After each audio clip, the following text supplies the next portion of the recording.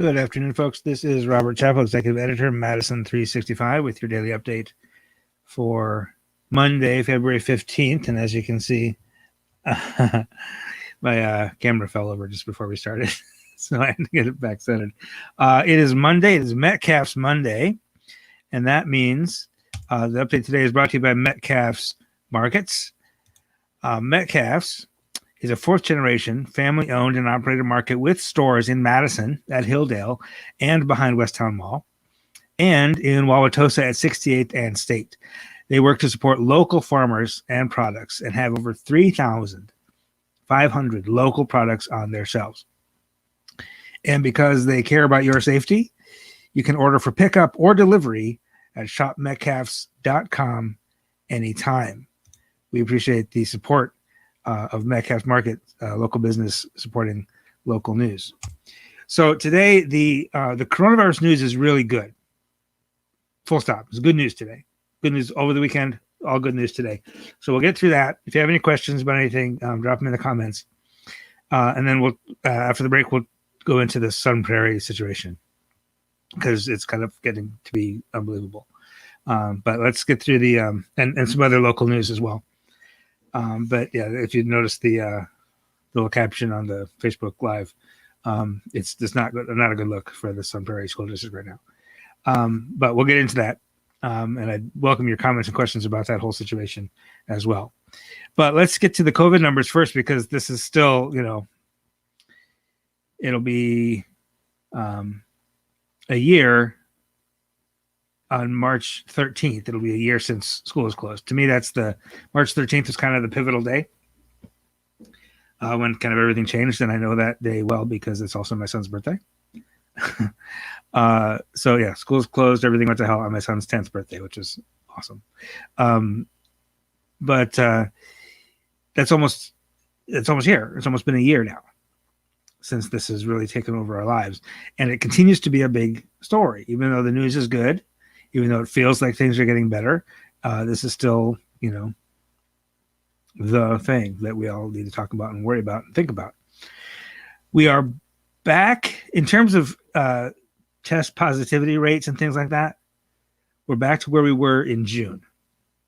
Okay, this is why, even though it's very good news today, this is not a time to rest on our laurels and relax, because we saw what happened in July. And in August, right? In June, we were at about 5,000 active cases and about 3% positive test rate, right? Today, we're at 3.1% positive test rate, which is terrific. And we are at, let's see, I'm sorry. The active cases is about 10,000. So we're still more active cases, but again, that number is continuing to drop as well. So for today, we're just looking at today. This is the first day in a long, long time that just for today, our test rate is under 10%, right? 9.9% today. That means about 4,000, almost 4,100 people got either their first test or their first positive diagnosis today. Out of those, 405 were positive. So that's a little less than 10%. But that 10% number, don't worry about that too much, because that's not the total number of tests that were run. That's just either the people who got their first ever test, or who have been tested before but got their first positive result today. So don't worry too much about that daily number. The more important number is over the past 7 days of all the tests that have been done, including those, where certain people are tested multiple times a week, right? Over the past 7 days of all the tests, 3.1% were positive. The goal is to be under 3 and to stay under 3. So we're getting very, very close. Okay. Now there's nothing magical that happens at 3, but if we can stay below 3 for an extended period of time, that's when you start talking about easing the mask mandate and that kind of stuff, and allowing, at the local level, allowing larger gatherings and allowing like concerts and sporting events to happen come summertime. But again, the key is to keep it down to that rate and keep it there. And if we relax, if we get down below 3% and relax, then we go back up. It's just like happened in the summertime. We got down to 3 for the month of June. Come then July 4th. I clearly remember July 4th. We had like over 700 cases that day. That was the first time we'd been over 700. And then, very shortly thereafter, we were at like 7,000 in a day. Things can go wrong in a hurry. Okay. Now, again, the numbers today, the news today is good. We were reporting 4 fatalities today. 4 people dying is not great. But we had heard of 1 fatality yesterday, 10 on Saturday, 11 on Friday, which I told you that Friday. So what that does is it puts our average number of reported fatalities down to 16. That's the lowest that's been since we've been keeping track of it. So that's good. That's mighty better than good. So our death toll now is 6,166. Still feels like a lot. I mean, it is a lot.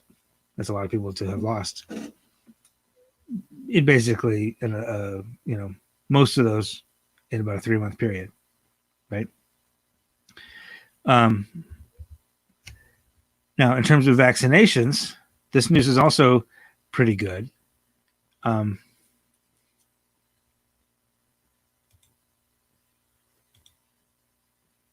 did my vaccination number go? We have 240,000, basically 241,000 people have completed their vaccine. That's a little over 4% of the adult population, which is tracking with the United States.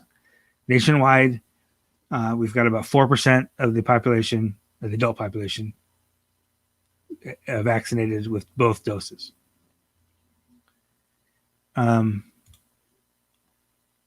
In Wisconsin, we have 958,000 people have gotten, 958,000 people, 958,000 doses have been given. So about 700,000 people have gotten at least 1 dose. And of those, about 240,000 have gotten both doses. That is, those are both big numbers, but they're also accelerating. We're looking at 20 to 25,000 new doses per day. Or rather, sorry, not new doses. About 25,000 people per day completing their second dose. So if we can keep that going and keep that accelerating, that 4% will get up to 10%, 20%, pretty quickly, perhaps by summer. And if we keep doing what we're doing, we won't get another spike before we get everybody vaccinated. So we're doing good. Keep doing what you're doing. Kat, I'm curious about your comment. If you could expound a little bit. If you're speaking to a, oh yeah, okay. This is a legit question, and we'll get to this. This is the Sun Prairie story I think you're talking about. And we'll get to this in a minute. This is absolutely a legit question and an important one, and we'll talk about it. But we're gonna take a little break. Excuse me. And we'll be back in about 20 seconds, and we'll get into that Sun Prairie story because it's important. It's not great. Stay with us. We'll be back right after this.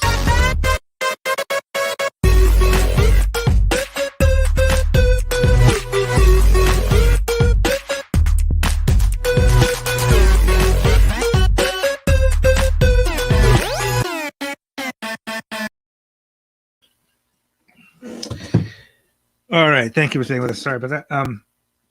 So here's the Sun Prairie situation. You might remember back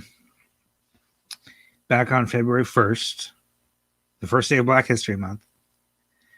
I'll give you the background first. That leads up to today. So there's a couple steps. First of all, these students, sixth grade students at Patrick Marsh Elementary, in a assignment, are asked how they're asked to imagine how they would punish a disrespectful slave. Now, to the school district's credit, nobody thought that was a good thing, except maybe the teachers involved, who are now on administrative leave. The school district didn't come to defend those teachers. They unwaveringly just said, that's not what's wrong. You're on leave. They put out a statement right away apologizing and vowing an investigation. Now, the curriculum used, the question that was used, was not part of any district-approved curriculum. In fact, it had been apparently purchased from a place called Teachers Pay Teachers, and it was removed from that site by later that night, basically. So that happened on Monday the 1st. On Monday the 8th, a week later, after this had been widely reported, has picked up national attention, the school district staff made a presentation to the board of directors, to the Board of Education, the school board, and announced a few things that were good news. I think that the teachers were still on leave. There's still an investigation happening. And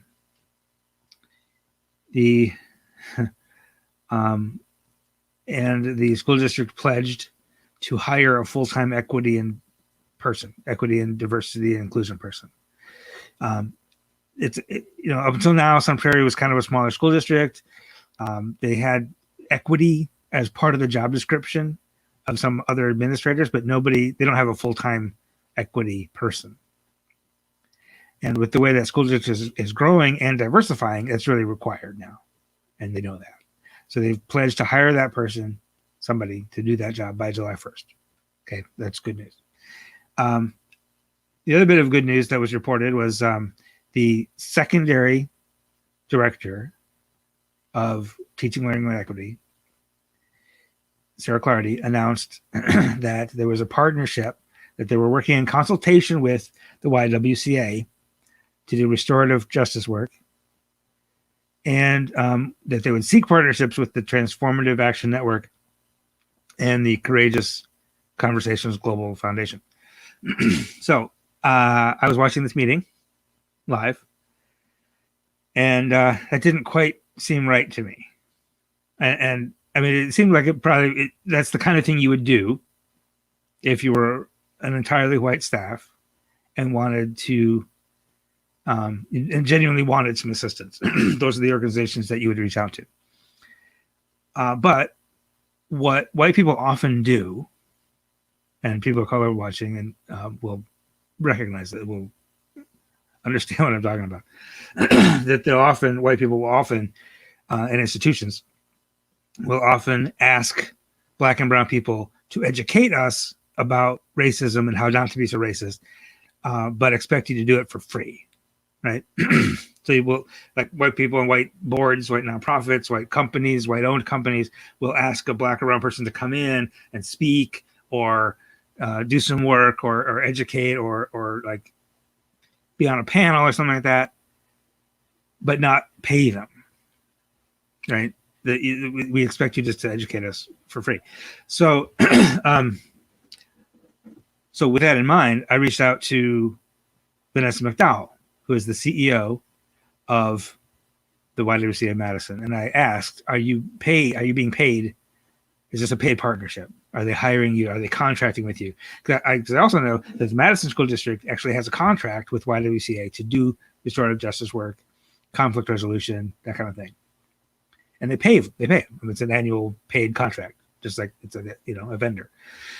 So I asked, is Sun Prairie paying you? And she said, there's no agreement. There's no partnership. What are they talking about? Like, she literally didn't know what I was talking about. Well, so I reached out again to the school district during the meeting. I emailed them all. And of course they ignored me after that. And I emailed the entire board. Maybe I shouldn't have done this. I emailed the entire board and the whole administrative staff. And I said, YWCA says this isn't true. What's going on? Vanessa then spoke with the State Journal and said this basically the same thing, like there's no partnership, anything like that. Well, so we reported that, which caused some consternation apparently among the Sun Prairie school staff. And I spent the rest of the day on Tuesday. This is a week ago, Tuesday, the 9th, talking with Sun Prairie people, and they put out a 10-page statement that went to a lot of effort to prove that they were right, that I was wrong. They put out a 10-page statement with screen captures of text messages and emails and stuff. And basically, in that 10-page document, they basically admitted what we had reported, which was that Sarah Clardy, with genuine good intent, had reached out to Bill Baldwin, who works at YWCA. He's a restorative justice manager there. He's somebody that Sarah had worked with before when she was a principal in the Madison Metro School District. And she had asked him for help. And he said, "Oh, I know you need help. I'm happy to help." And actually did help over that weekend. After the incident and before the school board meeting, had actually helped to write restorative justice circle, conversation circle script and stuff. And Sarah, again, with the best of intentions and doing absolutely the right thing, offered to pay him. Remember I said, a lot of people sometimes don't do that, don't offer to pay for that kind of work. But she did. She reached out. She said, can I pay you for your effort here? Pay Bill specifically, not YWCA, but pay Bill as an individual specifically to do this work for them. And he said, "No, that's okay. I'm happy to help. But let's talk about having a partnership with YWCA to do, maybe YWCA could do some training, some equity training of your staff, like in the summer." Okay. So this is in the 10-page document that they send out as proof of that we were wrong. They're very clearly stating that, first of all, Sarah's reaching out to Bill as a friend and as an individual and offered to pay him as an individual, and that they talked about a YWCA partnership months in the future, not now. Yet she still went to the school board and said, "We have a partnership with YWCA." Okay. This is a bad news on several levels, as Kat points out in the comments. That you're basically you're invoking the name YWCA for cover. Right? You're taking this respected anti-racist organization and you're saying, we have partnered with this organization, so therefore that our intentions are good. We're going to really do it. You're saying you're leaning on their name, you're borrowing the name of the YWCA and the reputation of the YWCA in order to make yourselves look like you're serious about it. But when you haven't actually secured that partnership, it's bad news. Well, today we find out that after they put out that CYA is another nice way to say it. Yes, Becca, that's absolutely correct. So today we find out that after the school district put out that 10-page statement telling us we were wrong, but actually proving we were right, the president of the school board sent an email to the president of the board of YWCA, basically Vanessa's boss, right? Vanessa being the CEO of YWCA. She reports to the board of directors. And in that email, the president of the school board of Sun Prairie, which is just the night before, verbally and with tears in their eyes, literal tears in their eyes, pledged to be anti-racist, to work harder, to do better. He's emailing the board of the anti-racist organization to tattle on the CEO, who happens to be black, by the way. She is the first black woman to run that organization in its 112-year history. And he's emailing the board to tattle on her because she was divisive, because her statements were inaccurate, when in fact we know now her statements were entirely accurate. Not a great look for the Sun Prairie School Board. president. So then now also today we learned that Sarah Clardy, who initially made the false statements at the school board meeting, personally and privately apologized to Vanessa for doing so. She emailed Vanessa this past Thursday. I've obtained a copy of that. There's a story on the website right now, Madison365.org. I basically copied the entirety of that email because it's very short. But it acknowledges, I talked to Bill as an individual. We don't have an agreement with the YWCA. I never should have said that we did. Vanessa McDowell said, I appreciate this apology, but I want a public apology. I want the school district to say publicly that it was wrong. In your attempts to present yourselves as doing the work, you did the opposite. You invoked the name of a black-run anti-racist organization to make yourselves look better. I want to hear that publicly. That was Thursday. And by the way, the president of the YWCA board also emailed back and said, I think there should be a public apology. So in other words, the president of the YWCA board wasn't having it from the president of the Sun Prairie School District board. So then we also learned that this morning, the first thing this morning, like 7:30 this morning, the school district president emailed to the YWCA, not to Vanessa personally, but to the YWCA, his own apology. And he took full responsibility for the miscommunication, the misunderstanding is what he calls it. And said we will not, in the future, we will not announce any partnerships where we don't have an MOU. Oh, that's a good idea. Don't announce partnerships that don't exist. That seems like a decent idea. And apologize for the dispute. This was at 7:30 this morning. By 9 o'clock or so, Vanessa had written back, once again asking for a public apology, and no public apology has come so far. Maybe they're still drafting the statement. I don't know. So, the other fun thing is that Steve Schrader, the school board president, in his email to the board president of the YWCA, said something along the lines of a phone call could have ironed this all out.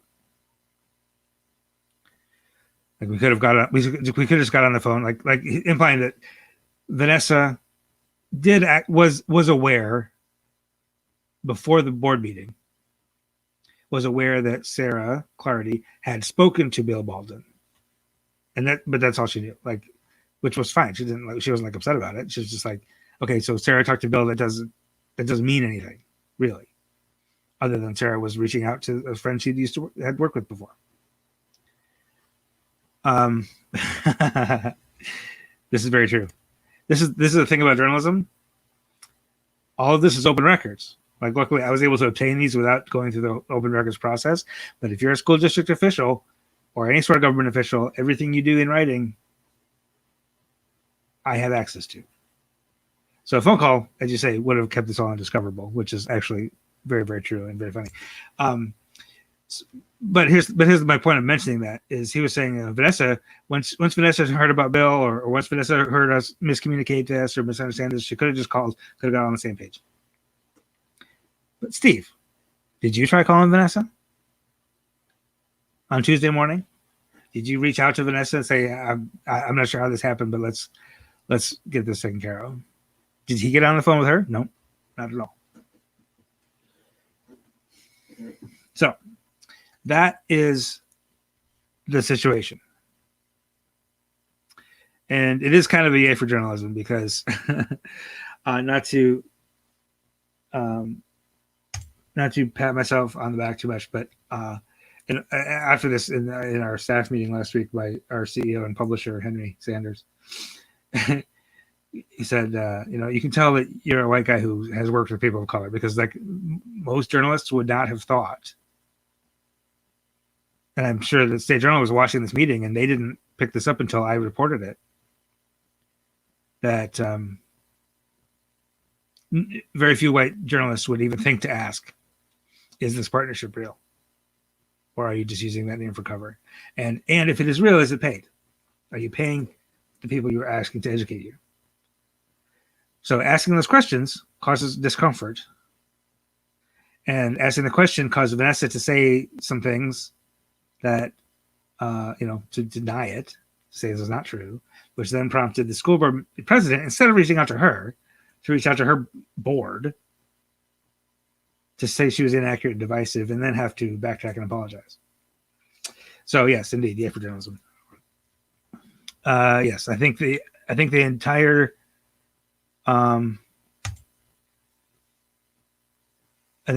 board and administrative staff could benefit from some racial justice, racial equity, implicit bias training, with the possible exception of Marilyn Ruffins, who is the only person of color on the board and who is pretty terrific.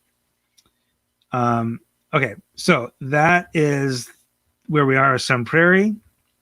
You also may have seen something last Friday that I decided not to do a story on because it was almost like piling on. But there was Sun Prairie posted, there was a picture of a little white kid and a little black kid, and the caption was that these two West Side Elementary kids from Sun Prairie, look at how cute this is. They both got the same haircut to trick their teacher. The whole thing being kids are colorblind, blah, blah, blah. And this was posted on the Facebook page as if there were Sun Prairie West Side Elementary kids. Turns out that was everybody knew this right away. That was a viral photo from 2017 in Kentucky. And after looking into it, the reason I decided not to do a story on it because it was purely innocent. It's pretty innocent mistake. It turned out some West Side teachers were just passing that around because they thought it was cute, which I don't think it was. I don't think teaching colorblindness is the way to go. But okay, fine. It was a cute story, whatever. And somebody misunderstood it. Somebody who hadn't seen it in 2017 said, "Oh, you should share this with Patty, who runs the Facebook page." So they sent it to Patty, and Patty, anytime she gets something from a teacher, she's like, the whole thing is, we're going to share with you pictures from school that you're supposed to share on Facebook. So Patty assumed that these are kids from West Side. So she posted it and took it down really quickly as soon as people told her, like, this is not what you think it is. So I decided not to do so because I felt like that would be piling on. But this also comes on the heels of they had a couple years ago, they had a tutor over there who was saying that they didn't want low-income kids in the school district disrupting the education of the good kids. Literally, that's what she said. They had a blackface incident. They had teachers literally on social media complaining about having to teach Black History Month. This is long-term stuff. So they're gonna hire the equity person, who we hope will do some better work there. But I don't know. It's deep, it's systemic, it's endemic, and I'm not sure exactly what the solution is. Training would help. You have to.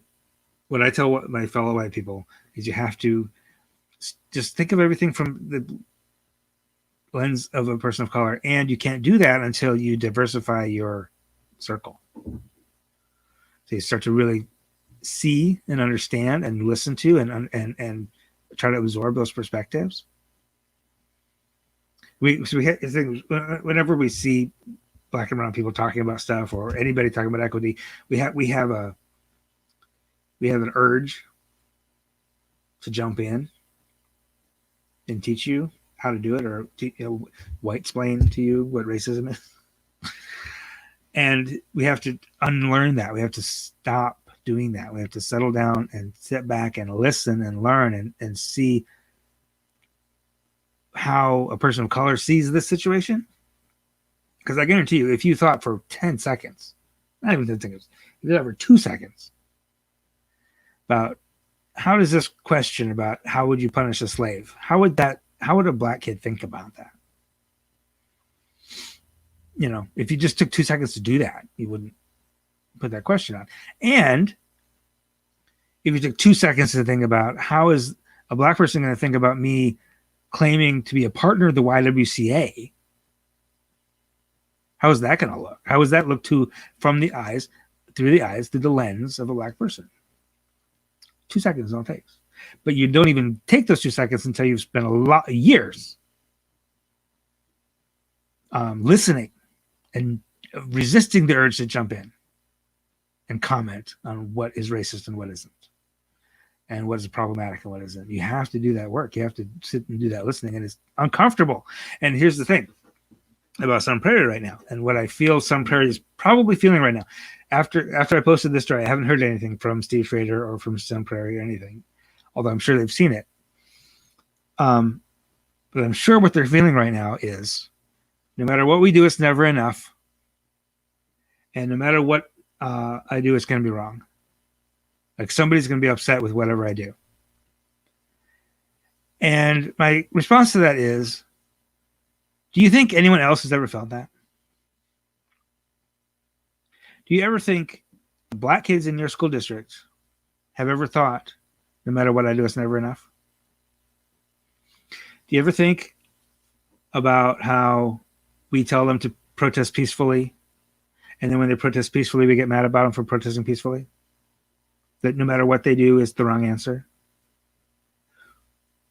It's an uncomfortable feeling, isn't it? Yeah.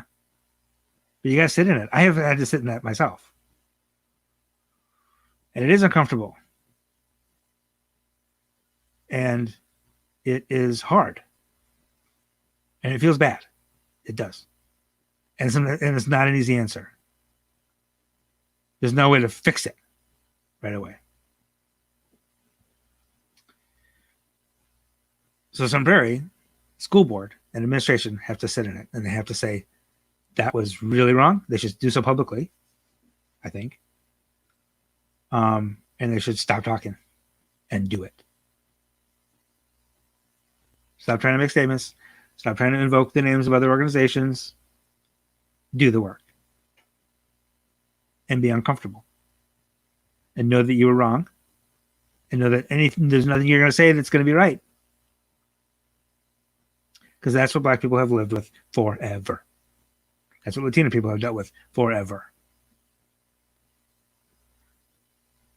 It's our own medicine, guys. We got to take it.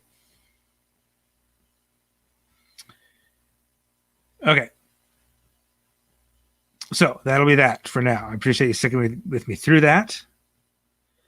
Margie asked a question about COVID in prisons, and we're going to get to that in just a minute.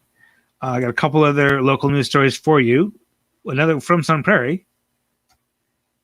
This is Faustina Bowling. She is a community leader. She runs a nonprofit called Educational Analytics. And she is running for common council up there in Sun Prairie, which is not directly tied to the schools. But she's a Latina person.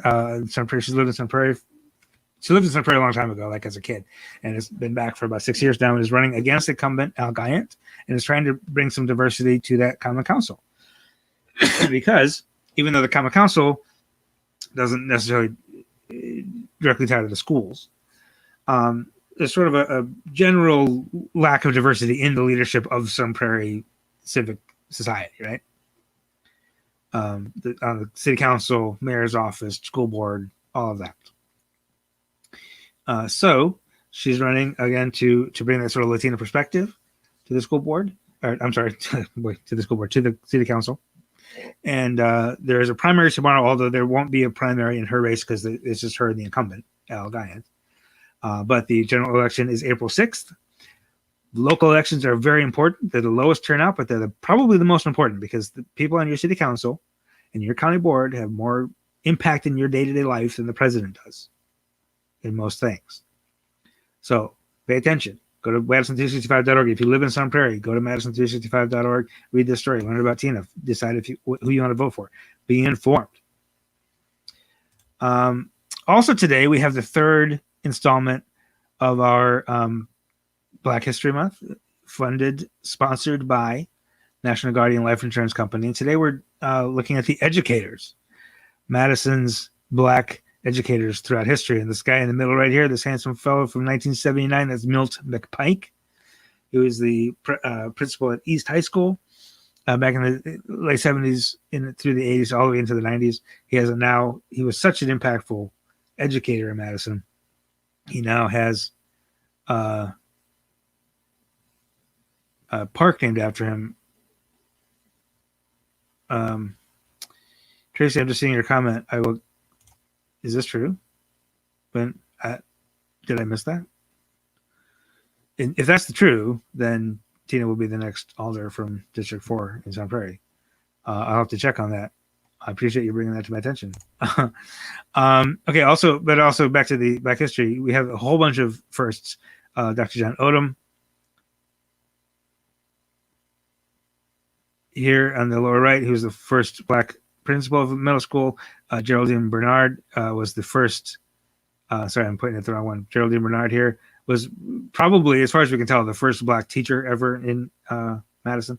Gloria Ladson Billings, world famous professor of education. She was one of the leaders of critical race theory back in the mid 90s, as well as education debt theory. Jack Daniels, who's the first Black president of Madison College. Carolyn Stanford Taylor, first Black State Department of Public Instruction superintendent, and Dr. Carlton Jenkins in 2020 became the first Black superintendent of Madison Metropolitan School District. Again, a lot of these firsts far too recent, but still good news. And it's a good, Mackenzie Crum wrote that for us, and it's a good piece, just a good overview of the history of Black educators in Madison. And finally, to talk about Margie's question, Wisconsin Watch, which is a nonprofit investigative news producer. It's the Wisconsin Center for Investigative Journalism. Does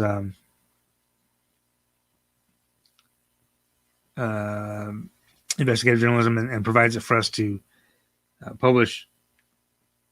Had a deep dive over the weekend, and we just published it this morning on COVID in the prisons, and looking at how overcrowding, as well as lax safety measures and rules that weren't followed or enforced, led to one half of Wisconsin's prison population was infected with COVID. So far, as far as we know, about 10% of the state population and half of the prison population, over 10,000 cases. Thank whatever divine being you believe in that only 25 of them died, but 25 of them died. We do not have a death penalty in Wisconsin. There's no crime in Wisconsin that merits you to die. It's a problem when people die preventably in prison. So that is a terrific story. It's not a good story. It's not a happy story, but it's a really well done story by Veronica Swales. We did a terrific job on that story, and it's on our website right now, Madison365.org. I am fascinated now, and you're going to watch me find this. Can somebody say when Al Guyan did that? Because I feel bad if he did that and we missed it. If Al Guyan actually dropped out of the race.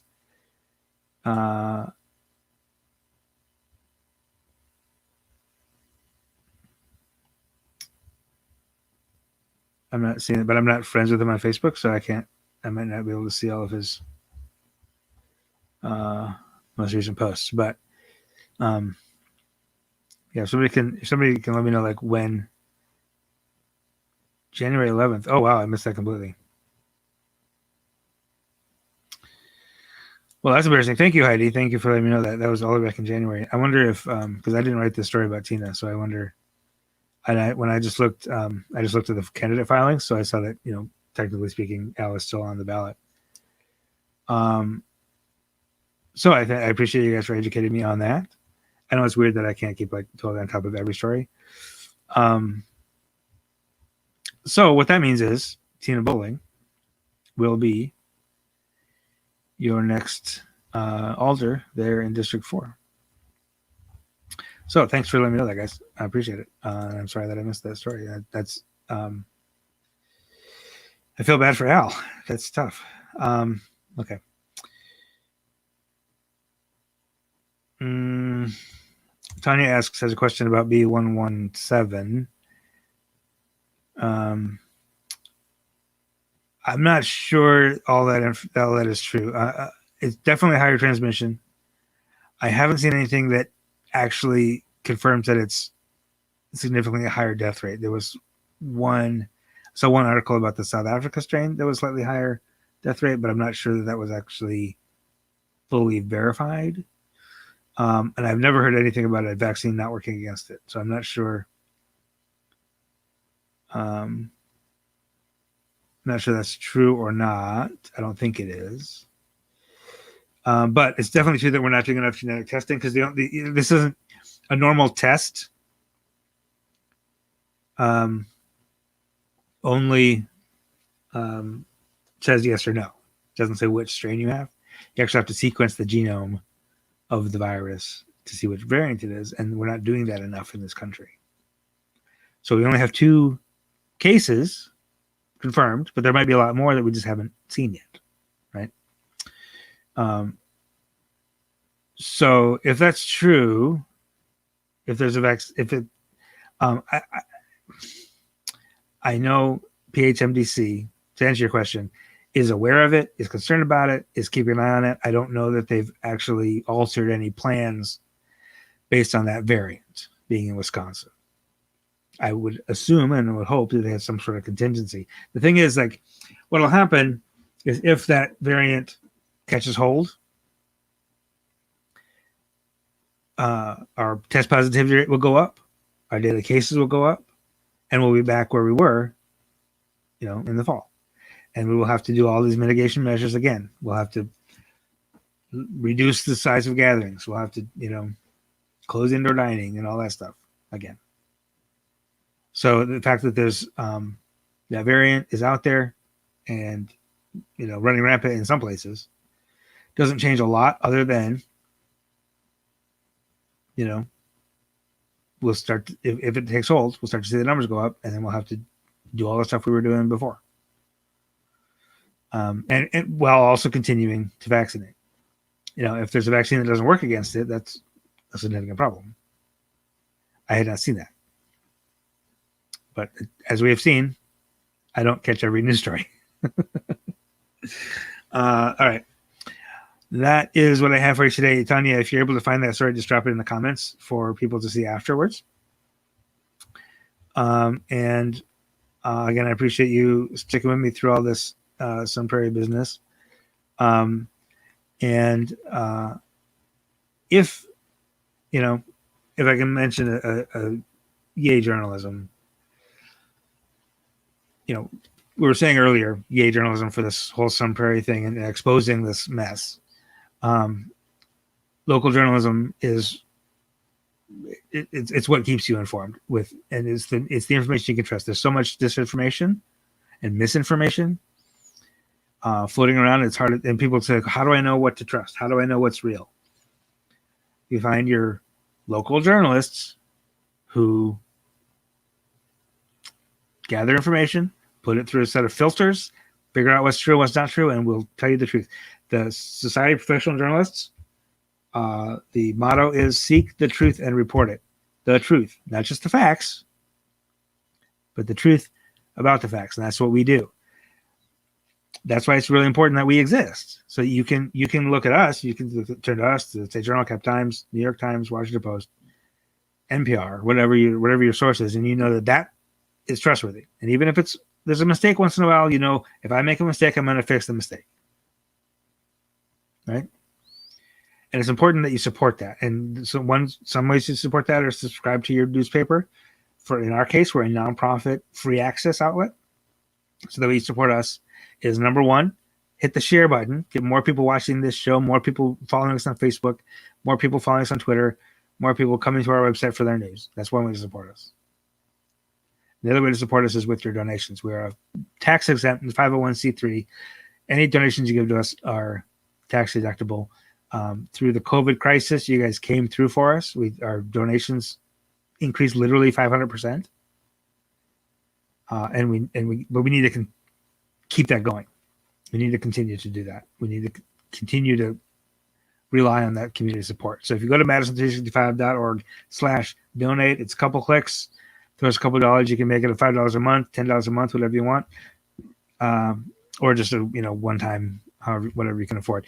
The thing is, we promised before we even launched, all the way back in the summer of 2015, when we were still trying to figure this thing out, this idea we had. We said we're never going to charge money for the news. Everybody needs this news. Everybody needs to know what's happening in their world. Everybody needs communities of color's voices to be amplified. Not only people who can afford to pay for it. So to keep that promise, though, those who can afford to pay for it need to chip in a little bit. And that's why I turn to you. And I say, if you got $5, it'll help out. Almost all of your donations, there's very little overhead. I mean, we don't have an office anymore even. Like literally this is the corner of my attic. All of our meetings are on Zoom. Pretty much all your donations get plowed right back into the journalism. We pay professional journalists to bring you this news. And that's really important. So think about it. Madison365.org/donate if you can. Thank you, Heidi, for dropping the link in the comments there. All right. That's all I have. This is a long update today. So I appreciate you sticking with me. Have a wonderful evening. And we will see you again tomorrow. This is 365 Media.